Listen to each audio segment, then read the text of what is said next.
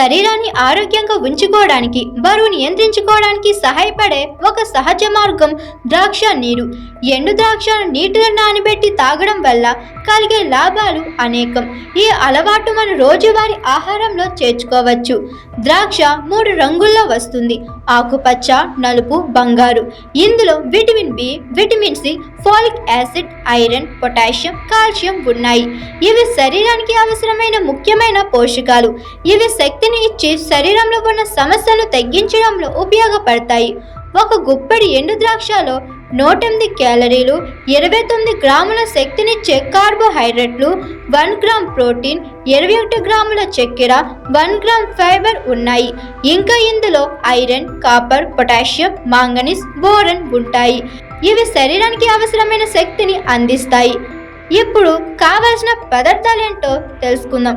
ఎండు ద్రాక్ష 150 గ్రాములు, నీరు 2 కప్పులు, నిమ్మరసం కావలసినంత.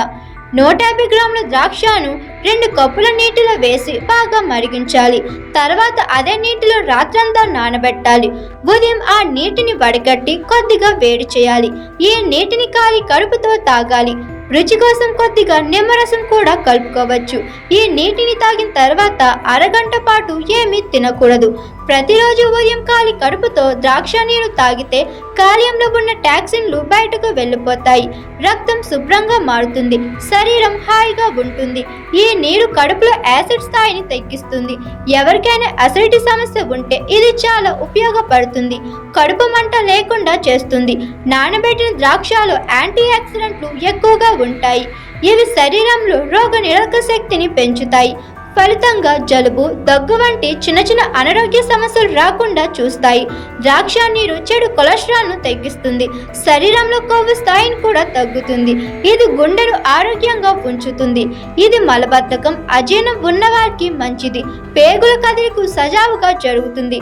శరీరానికి తేలికగా ఉంటుంది.